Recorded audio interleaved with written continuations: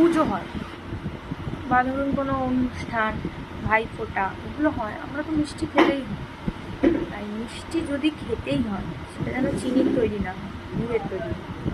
আর চেষ্টা করবেন dry fruits, oats, এগুলো মিষ্টি তৈরির সময় ইউজ করার জন্য। তাহলে দেখবেন আপনার একটু হলেও স্বাস্থ্যকর হলো ব্যাপারটা।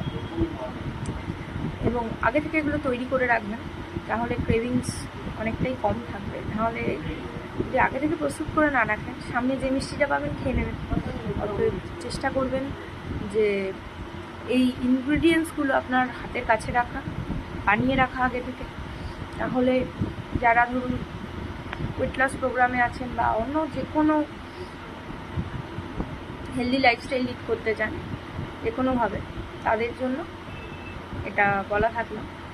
ওটস, ড্রাই ফ্রুটস, জ্যাগারি, 3টে ইনগ্রিডিয়েন্টস ইউজ করে মিষ্টি তৈরি করে রাখুন।